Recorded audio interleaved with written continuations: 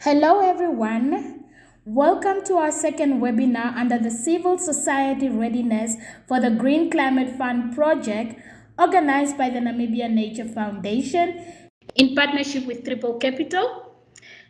Just notes to our audiences, as known now, this session is being recorded and in joining you have given your consent.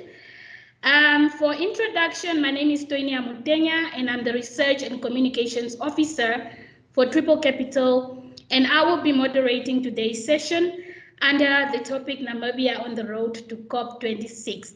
I hope we are all excited. As we all know by now, globally countries are preparing for COP26, scheduled to be held at Glasgow, Scotland between the 13th of October to the 12th of November, 2021. And for nearly 30 years now, the UNFCC, which is the United Nations Framework Convention on Climate Change, has been summoning almost every country on Earth for this global summit called COP. This event is believed to be one of the most important global events where negotiators, government representatives, corporates, youth, and citizens sit together and discuss as well as negotiate on how best to tackle climate issues. Namibia is signatory to the UNFCCC and is one of those countries that will be participating in the COP negotiations. So to give us today an insightful scoop on what the UNFCCC is, the importance of these negotiations to Namibia, and Namibia and youth expectations at the upcoming COP26. With us today is Benedict Shalumbu-Shibute, who's the Senior Conservation Scientist at the Ministry of Environment, Forestry and Tourism, Louise Brown, Climate Finance Expert, Director of Triple Capital, as well as Dion, who is a youth delegate to COP26 this year. Without wasting any further minutes and any further ado, we'll start with Benedict. Benedict, what is the UNFCCC and what is the Conference of Parties as well? And also, while you're presenting us about that, what are some of the key issues that are at stake for COP26, and what is Namibia hoping to get out of this, out of COP26? All right. First, good morning, good afternoon, good evening to everybody who's on this webinar. Thank you, Toini, for that introduction. Yes, Miria, you can just go to the next slide, please. I've been introduced. My name is Bernadette, and I sit at the Climate Change Unit within the Ministry of Environment, Forestry and Tourism. So the first question is, what is the UNFCCC? So this abbreviation stands for the United Nations Framework Convention on Climate Change. The UNFCCC is the United Nations entity that is tasked with supporting the global response to the threats of climate change. And the convention has got about 197 parties who are members, and is also the parent treaty to the 2015 Paris Agreement that a lot of people are probably familiar with. And the UNFCCC is also the parent treaty party, is also the parent treaty of the 1997 Kyoto Protocol. And in Namibia, the Ministry of Environment, Forestry and Tourism is the focal ministry to the UNFCCC, and this is represented through the Climate Change Unit. So the ministry does pay annual fees every year to be part of this convention. Next slide, Miria. All right, so the Paris Agreement, which is one of the very important treaties under this convention, has the ultimate objective of keeping global greenhouse gas emissions well below 1 degree, 2 degrees Celsius, right? But the ultimate objective of the UNFCCC is to stabilize greenhouse gas concentrations in the atmosphere at a level that will prevent dangerous human interference with the climate system in a time frame that allows ecosystems to adapt naturally and enables sustainable development. So this is in summary what this UNFCCC is all about. And then I'll just zoom in into the Paris agreements on the next slide.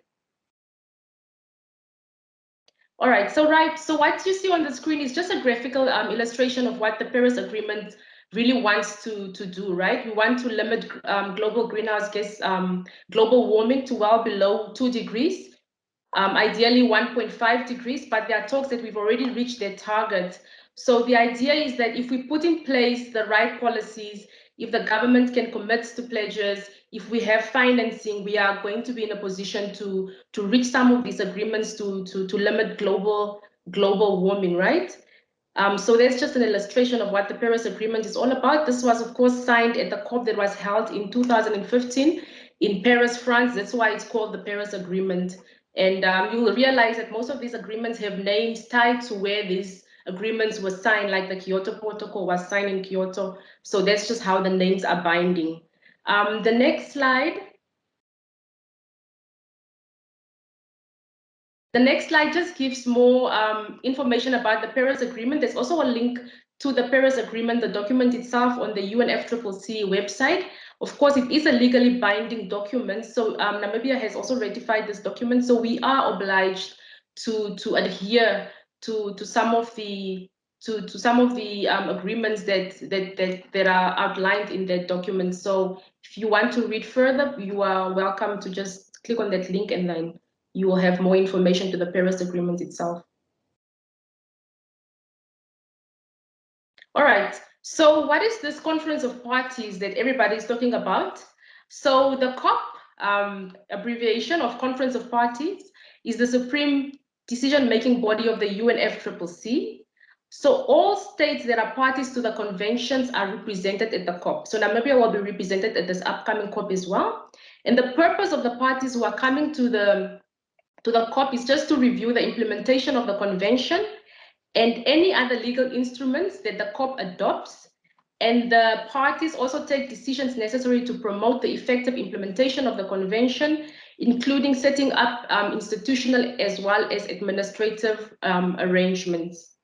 A key task for the COP is to review the national communications and emissions inventories submitted by the parties. So one of the rules of this Paris Agreement rulebook is that all parties that are signatory to the convention must submit national communications as well as the emissions inventories on an annual basis to the UNFCCC. And then based on the information received, the COP assesses the effect of the measures that are put in place, as well as the progress made to achieving the global objective, which is to keep global warming to a certain limit or to limit it altogether. Miriam, you can proceed. Okay, more on the COP. So the COP meets every year, right? Unless the parties decide otherwise. Last year, there couldn't be a COP because of the pandemic. The first COP was held in Berlin in 1995, and I believe that the ministry or the government, the country, has been represented ever since 1995 at these COPs. So traditionally, the COP meets in Bonn, which is also the seat of the Secretariat, unless a party offers to host the session. So for this year, the COP is being held in Glasgow because the presidency has rotated, and this is why it's being held in Glasgow in Europe. But otherwise, the conferences could be held anywhere in Africa, Asia, Latin America, and the Caribbean. It just depends who is really the COP presidency for the year. Next, Miriam. All right, so in terms of the requirements of the convention, this is what Namibia has done to date. We have submitted, as a member of the convention, 4 national communications. We have submitted 4 biannual update reports. We submitted our first NDC in 2015. NDC stands for National Determined Contributions. This is just the blueprint of how the country aims to cut emissions across different sectors. And then also earlier this year, we then updated our NDC for the period 2020 all the way to 2030. And all of this information and a lot more information is found on our country page under the UNFCCC website. Pending for submission before the COP is the ADCOM report. This is just the report on how have we adapted, what measures have we put in place to adapt as a country, and where are the gaps when it comes to adaptation for Namibia. This needs to be done before the COP. So we have a draft ready. We are just finalizing that to be submitted before the COP commences. And then, of course, there's also going to be the global stock take. We are going to take part in this, which is starting in 2023, because all parties, we have to account. We said we are going to commit to the Paris Agreement. What have we put in place? Are we doing a great job? Are we failing? So there's going to be a global stock take to see if we are really meeting the obligations we set ourselves for. Next, Miriam. All right, so what are some of the key issues that are at stake at COP26? I think in general, for the countries that are going to negotiate, and specifically for Namibia, the outcome that we want to see is that we want to accelerate in actions to reduce emissions, right? This is why we have the Paris Agreement. This is why we've put in place our NDCs. This is why we are communicating. This is why we are engaging, because the goal is really to reduce emissions. If we don't reduce emissions, our survival might be at stake, right? We also want to strengthen adaptation and resilience to climate impacts, and of course, scale up finance and support. This is very important because we know that without money, without resources, we can't implement a lot of the plans that we put forth. And I'm sure that Louise will speak more about the finance and the support that we need in order to make most of our plans materialize. And then we want these actions, of course, to protect and restore nature. That's the number one. That's the number one for the country. We want to be led by science. Of course, climate change in itself is very scientific, but for us to make informed decisions, we do need the science to be as accurate as possible. And for those who are following science, you do know that the Intergovernmental Panel on Climate Change released the sixth assessment report, which tells us that the climate is actually not getting better, right? It's just getting worse. The impacts of climate change are just projected to get worse. So this is some of the signs that we have to rely on as we plan. And then we also want these actions to empower inclusive action. We don't want, there's a very famous quote that nobody should be left behind, right? We all want to be included in whatever decisions are going to be taken, and they should obviously be to the benefit of a lot of the nations that are going to these negotiations. All right, so for Namibia specifically, what we are hoping to get out of this COP is that we want rules in place or to be clarified or to be strengthened that speak to about that relate to transparent reporting of action and support. Like I showed you in the previous slide, that these are some of the stuff that we have already submitted, like our national communications, our biannual reports, our NDCs. But of course, not everybody is doing it, right? There are some countries that are lagging behind. And some others where the reporting may not be as accurate as it should be. So we want some of these rules to be in place so that everybody is playing on an even play field, right? We want common time frames for emission reduction commitments. You will see now, like our updated NDC goes all the way to 2030.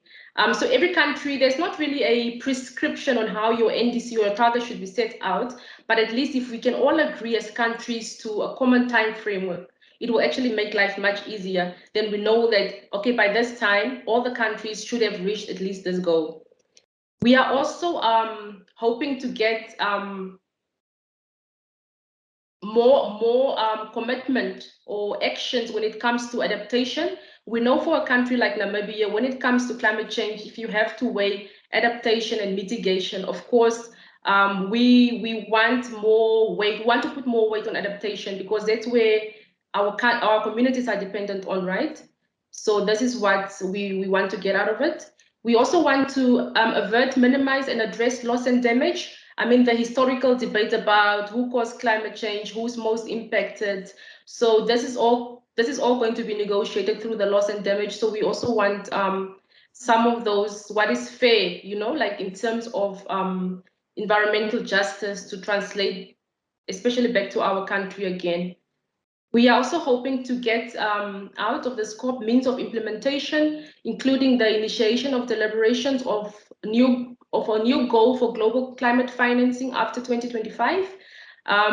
We know now, like with the Paris Agreement, that the target was set for 100 billion by 2020. But what happens afterwards? We know that whatever needs to be done in terms of adaptation and mitigation costs money. So we need a lot of money. We need a lot more money than what was initially pledged. So that's also going to be another agenda item for negotiation. And then, of course, we are also hoping that by responding to the latest science and the ambition of the current emissions, we are able to reduce our targets. And of course, we just want to have a situation where at the end of the COP, there is fair and inclusive climate action. Historically, we see that a lot of the small island nations, the developing countries, are always not favored. They don't always get the outcome they desire in these COPs. So we really want a situation where we as developing countries or the small island nations or some of the other smaller states or countries can really have a fair piece of the cake, so to say. And specifically for Namibia, we also want to promote Namibia as the ideal climate investment when it comes specifically to renewable energy. And we are hoping, and we've actually set aside certain side events as the Ministry of Environment, Forestry and Tourism, where we are inviting people to come and see how best can they invest into Namibia at this COP. All right, that's actually the end of my presentation. Thank you so much, and I welcome questions. Thank you, Bernadette. On the question part, we will hold that for now until we have our presenters present. Thank you so much for that insightful recap, as well as insightful understanding of what the UNFCCC is all about. And I must comment that the current NDC is quite ambitious for Namibia, and we hope to see a lot of climate resilience as well as target reached by the end of 2030. So now we'll go ahead to Louise Brown. Louise, what is expected from the negotiations on climate finance, and why is it important for Namibia? Thank you very much, Twaini, and good morning to all of our participants, and it's a pleasure to be here. So I will build on what Bernadette has said about the background of the UNFCCC and what is expected for the COP, and go into more detail on the finance components. So just as a bit of background in terms of where we are currently on climate finance, Bernadette mentioned that developed countries have already made a commitment. They made this commitment back in 2009 at the Copenhagen COP to jointly mobilize $100 billion per year by 2020 in climate finance for developing countries. And the Paris Agreement commits to scale up this climate finance commitment from 2025 onwards, with a new and higher commitment from developed countries, although the actual figure has not yet been agreed. But one of the things that's really key to note here is that we are now in 2021, and a number of analysts have looked at how much climate finance has been raised. And they all conclude that developed countries have not come anywhere close to meeting that 100 billion target in 2020. So the estimates, depending on how you count funding and whether you include loans at their face value or as a grant equivalent, but the figures are somewhere in the range of 20 billion to sort of 70 to 80. So it's quite a lot less than what they've committed to. And it's also worth noting that the amount of funding that's needed to actually achieve the Paris Agreement goals is many, many orders of magnitude higher. It's in the region of several trillions per year. Next slide, please, Miria. So the Overseas Development Institute did an assessment of who should be paying what to meet that $100 billion goal. And the estimate is based, when they made that commitment, they didn't determine which countries will provide which amount. So that has been left a bit unclear. So what the Overseas Development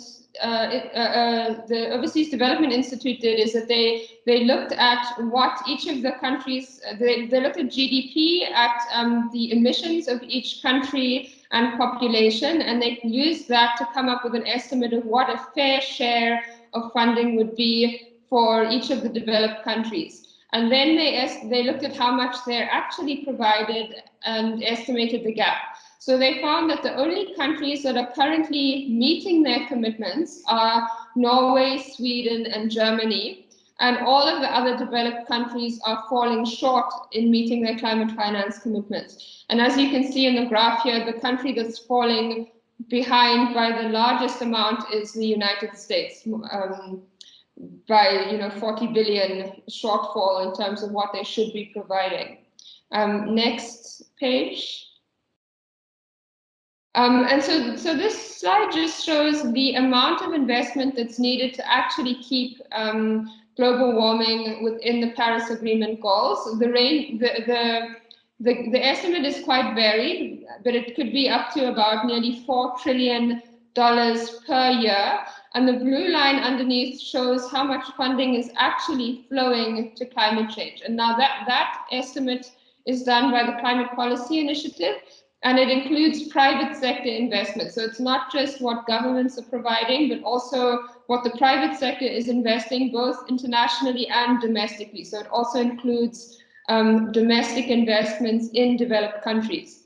And you can see that there's a very big discrepancy between the amount of funding that's needed to address the climate change challenge and the amount of funding that's actually flowing.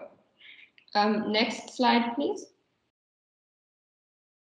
So what are we expecting on climate finance at COP26?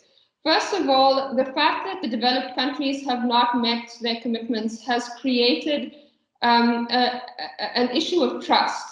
And developing countries are saying, well, if you make this commitment and you haven't met it, then how can we trust that you will meet the commitment for 2025 and beyond? So developing countries are calling for a delivery plan from developed countries that says how they plan to meet that 100 billion per year commitment, so 500 billion by 2024. And which country is going to provide what, how they're going to provide it, in what form, and we want to see the details of what they're committing to, so that we can see that they really are serious about meeting that $100 billion commitment. And then we want to see a scaled up commitment from 2025 that's informed by the needs of developing countries. So that includes more funding for adaptation. Adaptation activities are, help countries and ecosystems to respond, and communities to respond to the impacts of climate change that are already being felt. And as Bernadette mentioned, that is critical for countries like Namibia that haven't actually contributed much to global warming, but are very vulnerable to its impacts. And we also want to see a greater proportion of that funding coming in the form of grants, because what has been happening to date is that developed countries have been providing more and more debt financing, but this is a bit problematic, firstly, in that they count it in the same way as they count grants, which is a bit unreasonable because developing countries still have to repay that funding, and also because it's leading to higher levels of indebtedness. We also want to see a global goal on adaptation finance, because adaptation is very critical, and currently most of the funding is actually flowing for mitigation. And then another issue that has been very critical on the agenda of the discussions is around funding for loss and damage that is caused by climate impacts. So this goes beyond adaptation, and it's about impacts that even with adaptation activities, even with building resilience, you still get some climatic events that are just so damaging that they cause massive loss of infrastructure or massive damage to the economy. So developing countries want to see a fund that would support developing countries to cope with those kind of damages. We also want to see more transparency in the way that developed countries make their commitments and the way that they track the amount of funding that actually flows to developing countries. And we want to see improved access to climate funds. So there are 3 funds that serve the Paris Agreement, which are the Green Climate Fund, the Global Environment Facility, and the Adaptation Fund.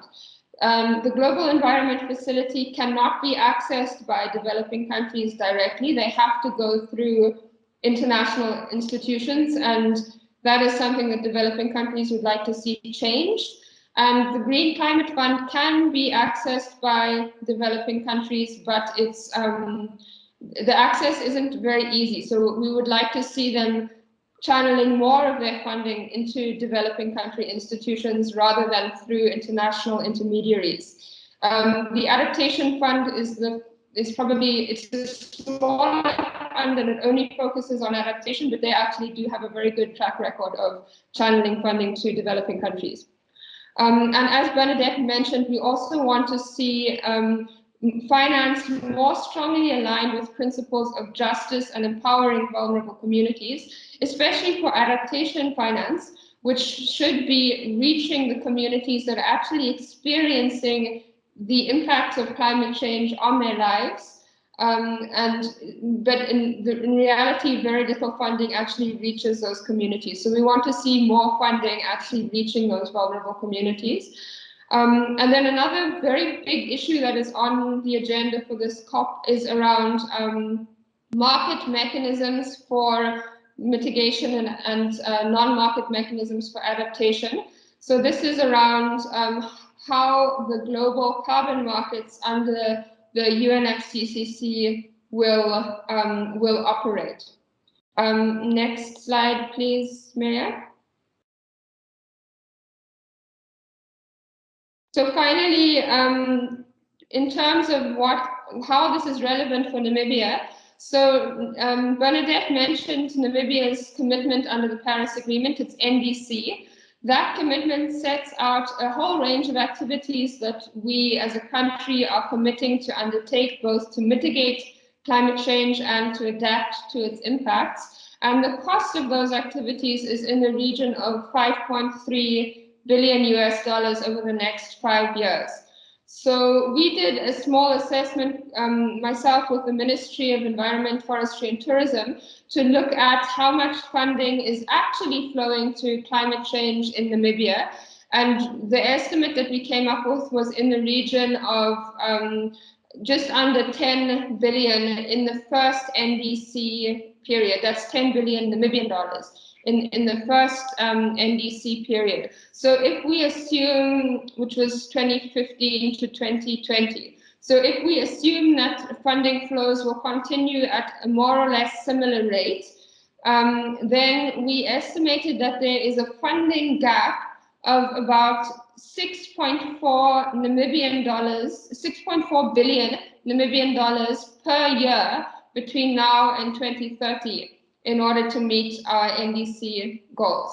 So these discussions around within the COP process have very real repercussions for Namibia, because we really need to see that scaled up funding in order to meet our own climate change commitments. And although, as I mentioned previously, the public funding, that 100 billion goal, is a drop in the ocean compared to what is actually needed to address climate change, but that public funding does play a very critical role in scaling up funding, because public funding is highly concessional, so it can be in the form of grants or in loans with much reduced interest rates, for example, and so it can be used to de-risk investments for the private sector and incentivize the private sector to come in and invest in climate change activities that they otherwise would find too risky.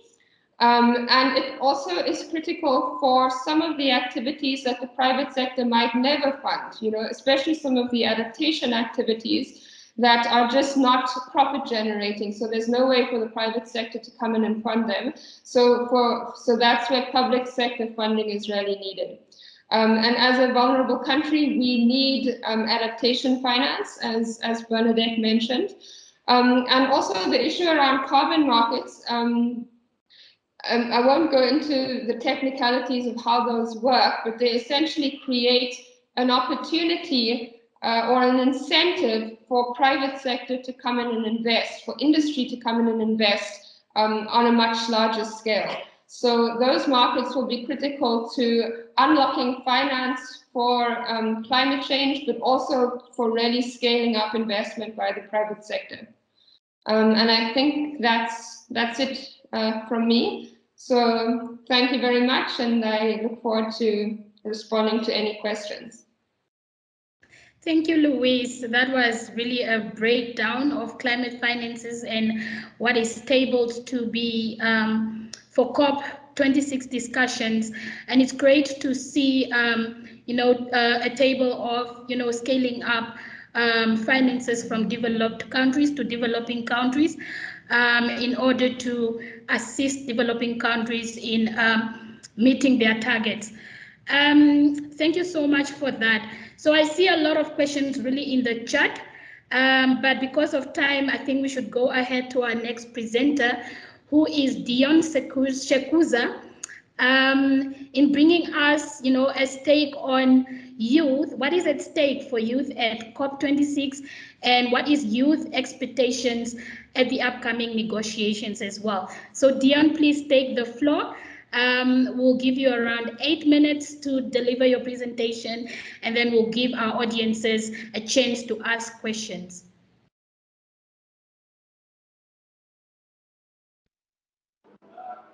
Thank you very much, Tony. Greetings to everyone. In starting with my presentation, I will try and start from a continental and build it all the way to the international level. Starting at the African level, we have what's called the African Youth Initiative on Climate Change, which is the biggest youth body on climate change that mobilizes young people in preparation for COP. And this conference this year was looking at forming an African youth position for COP26 from the young people, a green book which identifies best practices, and also developing a youth engagement strategy for the NDCs, sharing ideas, knowledge, and in particular trying to find entry points for African youth in this international process. And a post-COVID-19 agenda was also discussed at this African Youth Initiative on Climate Change. The picture there is basically what happens during the COP. We normally meet as African youth, and then we gather and strategize how we will go and continue our activities at a continental level. Please move to the next slide. And then out of Africa, this year we had what was called the Youth for Climate event, which is basically a pre-COP event that was gathering young people from across the world, funded by the government of Italy, supported by the United Nations. And my job in this particular Youth for Climate, I was hired as a consultant for the UN Office of the Secretary General Envoy on Youth. And my job, along with another colleague, was to do the selections of at least 400 young people. We took 2 from each state. We got about 8,700 applications, and there were also 2 young Namibians that were selected for this event. The Youth for Climate basically had 4 thematic areas. One was youth driving ambition. The other was sustainable recovery. The other one was energy transition, and the last one was non-state actors. On the youth driving ambition, the argument was that young people were basically discussing how youth at a multilateral, national, and local level are fostering ambition and partaking in increasing and enhancing that ambition at all levels. Sustainable recovery was looking at energy transition and green jobs for young people in particular, resilience and adaptation, nature-based solution, something that young people are very passionate about. Financial flows and tourism was also a thematic area under the sustainable recovery theme. Then under the non-state actors, the young people wanted to discuss how, for example, the food agenda is going to become more carbon neutral, especially for COP. We've been pushing at COP for them to replace the meat-based diet and go towards a greener diet. Another issue is entrepreneurship. Young people are very excited about bringing solutions from a business perspective, and these elements don't really appear in the negotiations. So young people were looking into how entrepreneurs will be part of this process. Sports was also another element that was discussed. Fashion, because there's this sustainable fashion charter, which has been signed by the biggest fashion brands like H&M, in order to foster a more greener fashion industry. And I think in Namibia, we could start looking into that. And then finally, the last one is arts, which was also discussed at the Youth for Climate. And I forgot the last theme, actually. It was 5 is climate consciousness. And the idea is to showcase impacts through storytelling, connecting people, education, public awareness and mobilization. And the media was also highlighted in improving their narrative to show and tell a better climate change story. So that is more or less from the African level and the international level of what young people have been doing to prepare themselves for COP. Both these conferences have created position papers which have not been shared yet, so I could not go into that. I just shared more what was discussed. Please go to the next slide. Now, to give a quick disclaimer, the United Nations Framework Convention on Climate Change works with the Rio Conventions that have stipulated 9 constituencies that, from what I understand, are supposed to be part and parcel of the process. Parties are one thing, but the constituencies allow different groups to partake in this process. Now, the youth are one group, and they fall under the youth constituency group. And we only got our formal constituency in 2009. Before that, the youth were basically international youth delegates attending meetings, sitting on floors, going around, and they mobilized themselves into a unit, and we were given formal representation for young people. And that is how youth engage at the UNFCC. No other form of engagement for young people is more legit than the constituency. So I cannot talk about youth engagement at the UNFCC without the youth constituency, and I will continue with that. Next slide, please. So this is a brief synopsis of the convention since 1992, the Kyoto Protocol, the Paris Agreement, the Katowice rulebook. And for the young people, we started to become more active from before the Paris Agreement, before 2015. And Paris Agreement is the one document that is most youth-friendly out of all the convention articles that have been adopted. Please continue to the next slide. And next slide, please.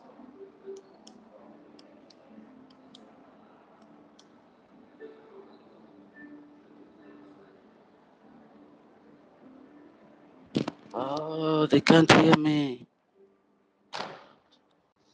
Stuck. I can hear you, Dion. I think it's just the one person. Hello? Yeah. Hello, am I back? Am I live? Sorry about that. Yes. I'm having a really bad internet. So, negotiations. This is one of the pictures of how the negotiations at the UNFCC are done. It's formally done, and I'm just going to break down how the youth in particular partake in this. I think you can skip this slide. These are just images okay? Side events are one of the things young people do, so we get invited a lot to side events. And these are a group of young people probably sharing their positions on different issues. Next slide, please. We have press conferences. The constituency itself, what you are seeing there is the different thematic working groups from the constituency sharing their press conferences of maybe what they found at the end of a particular agenda item that was being negotiated, and then we share with the press as to what the youth position on certain things are. The next slide. Meetings, briefings, bilaterals. So on the bilateral, sometimes as a constituency, we can engage with any party or parties to argue for youth participation on particular issues if we are not happy or we see that their position is a little bit un-youth friendly. We also have high-level meetings annually with the executive secretary. And how we select people to do this, it's actually done by the thematic group, and then the thematic group does a random selection of the individual. So we try to give opportunity to each other as much as possible. Like I've only engaged the executive secretary once in all my 4+ years of being there, and other people had to get the opportunity. The next one. Next slide. Okay, hallway conversations. This is how we lobby NGO meetings. If you go to the COP, you'd find a lot of young people mobilizing within the hallways. Go to the next slide. We normally didn't have an office. We used to sit like that on the floors and just discuss our items. And immediately, once we get a room to use and we're told that our time is up. But now we've gotten an office, so that's also good for administration, but it's way too small for such a huge group. Next one, please. Actions, another element that the youth bring to the negotiations is actions. They strike a lot. If a particular party has committed to an agenda, youth don't agree, then we form an activation or something, and then we bring protesting within the COP. It didn't end well, though, at COP25 when that happened. Next slide. Media coverage, I think that's pretty obvious. The media loves to interview young people during the COP. Exhibitions, you can continue, no worries. Exhibitions are probably more to the green zone. We have opportunity to set up stalls and young people apply throughout the year and then they discuss what they would like to exhibit. Next slide. Okay, civil society events. So because Yango, or the youth constituency, is part of the 9 groups, we have a strong relationship with the other constituency on environment, on research, on business, farmers, indigenous people, and so forth. And this is normally us meeting to discuss how we're going to support each other's positions. Next one, please. So this is just some important links if people want to familiarize themselves a little bit with all of these processes that are happening now towards COP26. But I think that's just logistics. You can skip. Skip again. So youth participation in the UNFCC process. The constituency is a flat structure. It's consensus-based. It's also the oldest and the largest within the UN. There is no bigger youth body. And I think it's the most directly engaging youth constituency as well. Next slide, please. I wouldn't want to go into the technicalities of how the constituency works. So this is just an organ structure, the focal points. We've got a coordination team, the working groups, and then individuals and organizations who then become part of the entire composition. Next slide, please. We've got now the working groups for the constituency as follows. We've got one on action for climate empowerment, gender mitigation, adaptation, health, oceans, agriculture, human rights, renewable energy, conflict of interest, technology mechanism, finance, market loss and damage, and many more. And we have then operational working groups like the actions. These are groups that are basically action oriented and have little thematic value. And as such, these groups are normally meeting points for the rest. If, let's say, Oceans wanted to communicate something, they go to the communications working group, which already has the understanding of the social media, and they will, for example, try and write a press release or whatever that thematic working group requires. This is how the youth at the COP operate. And then the next slide, please. Then the membership, as you can see, our African membership is increasing slowly. When I got into the space, we were really few. And given that COP27 is coming to Africa, we would hope to see that increase a little bit, because for long, African youth voices have not been strong in these platforms. And as I mentioned, these are the only legit platforms that bring the youth voices. Next slide, please. You can continue. So I will break down some negotiation positions for the youth. I think you can go back. For the youth during COP, the one on the action for climate empowerment. The young people, for example, are calling for parties to adopt the next work program for the action for climate empowerment, which is currently still under discussion. And that is one position that the youth are going to push during COP, most definitely. I think you can move to the next one, because the rest is a bit obvious. Okay, Dion. Sorry, Dion. We are really running out of time. And I'm sorry that I have to cut your presentation that is so insightful to this minute, because we're really out of time and we have audiences to come in and ask questions. Perhaps we can have this presentation shared, and maybe just an addition to what is happening from the youth desk ahead of COP26 is also the COP16 that is expected to happen in a week. And then also Namibia is hosting their own local COI for the first time this coming weekend. So we hope to see a lot of guests as well. And Dion will also be giving a presentation. Perhaps he will be covering some of these things in his coming presentation, which is really resourceful. But we need to cut you short, Dion. So sorry for that. So we'll give our audiences now a chance to ask questions. Thank you so much to our presenters. And I hope you'll be ready to answer some of the questions that are in the chat. I'll just read a few of them, but if there's anyone in the audience that would want to ask a question directly, you can raise your hand with the reaction button, and we'll give you the floor. Great. So we have a few audiences that are asking our presenters to share their presentations. I also agree on that. And I know that perhaps with the consent from our presenters, Miria will be able to circulate these presentations. Maybe just a voice from our presenters, if it's okay. It's public information. Please go ahead. Thank you. So we have a question from Hector, but I think this question was already answered, if I'm not wrong, by Louise. Are these commitments attached to any form of legally binding instruments, or how can we hold developed countries accountable to these commitments? I'll give this question to Bernadette, and perhaps if Louise wants to step in a little bit, it's also okay. I see Louise already addressed this question in the chat, actually.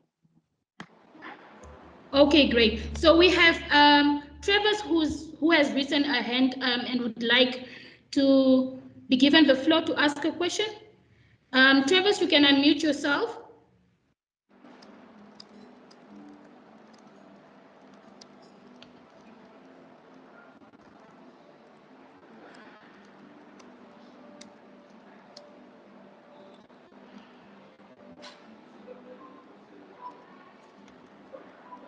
Travis, please unmute yourself and ask the question, else we'll go ahead and just read the questions that are in the chat. He's saying he has to be unmuted by the admin. Miria, could you unmute him? I enabled his microphone. He needs to unmute himself. Otherwise, you can post your question in the chat. Okay, so there's this long question from Komeheke. Sorry if I'm pronouncing your name wrong. And it's for Bernadette Chalumbu. Yes, can Joachim just please paraphrase that question and make it shorter? Thank you. Yes, please. Komeheke, please.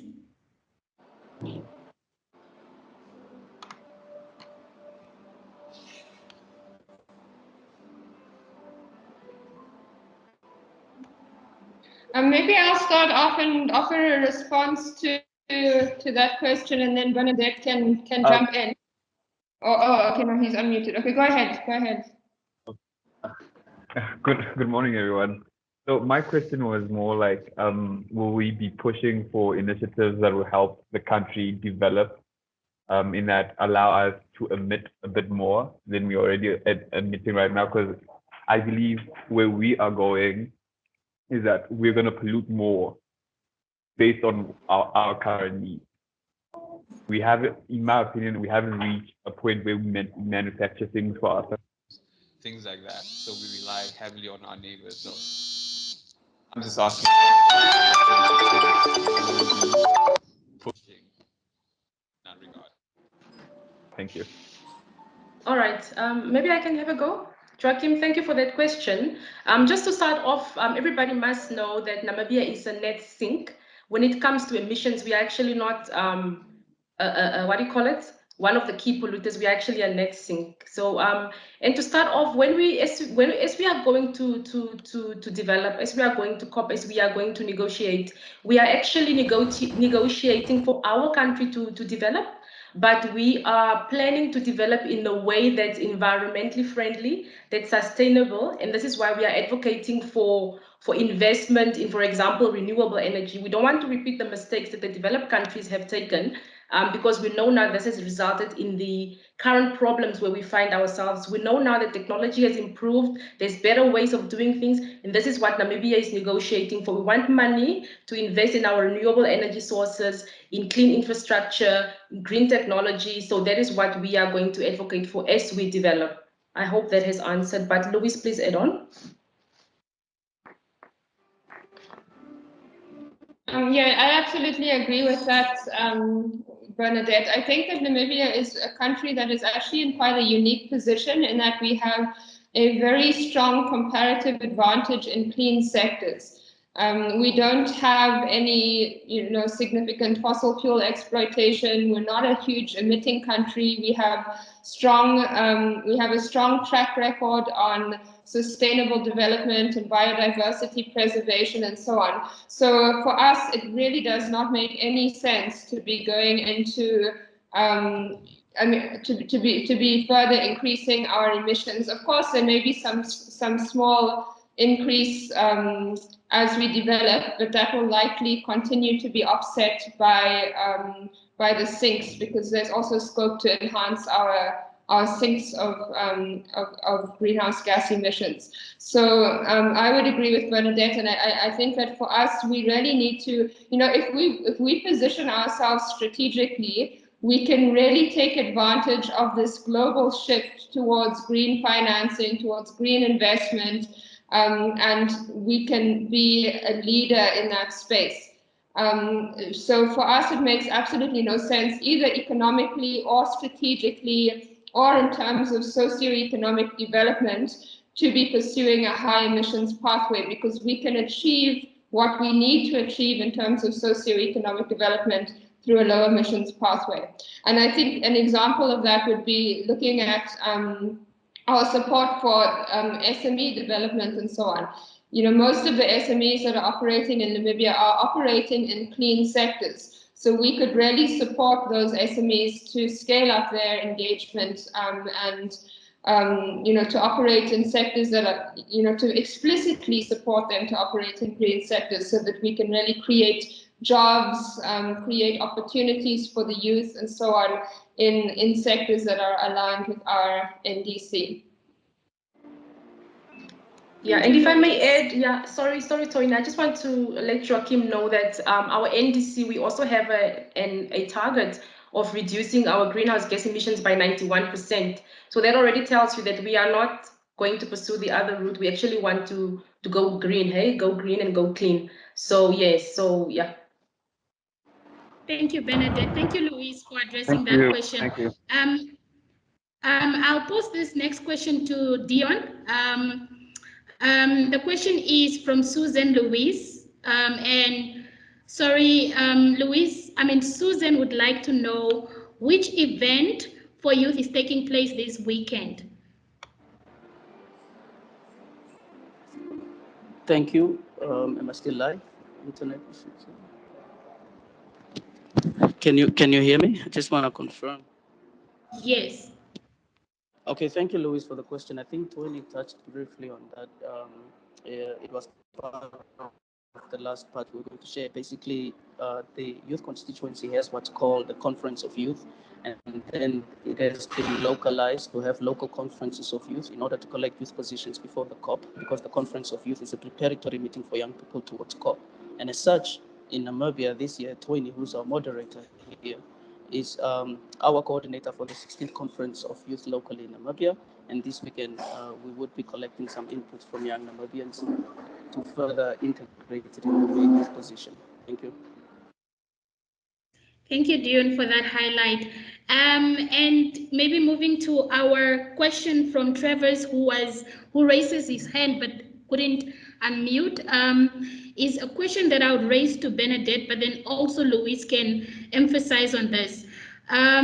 He says that he owns a business that is trying to combat climate change.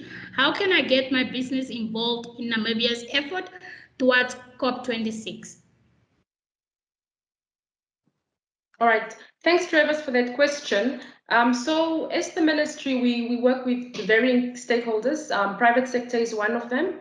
And if you look into our NDCs or our policies that we have in place, we do have quite a, we do realize the role that private sector SMEs play in helping the country to reach some of these goals. So I think you can just reach out to us at the ministry, then we can take you through some of the platforms that we have available to support SMEs and how we are, what efforts have we put in place in raising resources or providing technical support or whatever support we can get hold of towards to assist private sector individuals specifically. All right, Louise? Yeah, I mean, I think I don't know what the nature of the business is, but I think depending on what it is, there are a lot of things that you can do. So if you're in the services industry, there's a lot of work that needs to be done around climate change research and knowledge and so on. I mean, I also run a business that works in the climate finance space, and we work very closely with the ministry on, developing knowledge products and tracking the climate finance and, other such, supporting engagement at various, global events and so on. Okay, he says we manufacture home hydroponics products. And yeah, I mean, for companies that are in the, that are developing or providing goods that relate to climate change, I think that there is also a lot of opportunity. Both to engage. I think it would also be useful to hear from companies in order to see what you need so that we engage the private sector in looking at policy development, but also in responding to the policies that government is putting forward around the NDC, for example, which charts a low carbon pathway for Namibia's development. So that means that there will be a lot of opportunities for private sector to engage in that space. Yeah, thank you. Great. Thank you so much, Louise. And Trevor's just also commented that he's into manufacturing. We manufacture home hydroponic products. Thank you, Trevor, for that question. And I see a hand, but I don't know if it's an old hand. We have also come to an end of our webinar, but if that hand is from any participant that would want to pose a question, please just unmute yourself quickly. Let's give you 1 minute to post your question, and then we'll give the presenter the floor.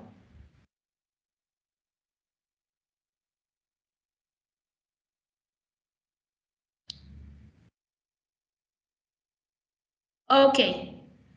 I don't see any reaction. But anyways, thank you so much. This was so insightful, really. Such short timing, but really, really resourceful. The presentations, the discussions, the questions from our audiences. We are so thankful for the audiences joining us today. Thank you so much for availing yourself, our presenters. And yeah, thank you so much. And we look forward to our next webinar that will be after COP26 to see what would have for our audiences again under the Civil Society Readiness for the Green Climate Fund project of the Namibia Nature Foundation. Thank you so much. We have come to the end of our webinar today. And until we meet again, thank you. Yes, Tony, I would like to add, I think there was a request for the link to the Namibia country page. I tried to paste it, it didn't want to paste, but the person who asked, if you go to the UNFCC site and you just type in Namibia, you will be directed to the Namibia country page and all our country information will be there. Alternatively, when you get the presentation after this meeting, you can also just click on those links and it will take you to those sites where you can get more information. Oh, thank you, Bernadette, for that. Yeah, and we've come to the end of our webinar. Thank you so much, our presenters. With us today was Louise Brown from Triple Capital, Bernadette Shalombu-Shivute from the Ministry of Environment, Forestry and Tourism, and Dion Shekuza, who is the Youth Delegate to COP26. Thank you once again. Thank you very much, Tony. Bye. Bye. Thank you. Bye.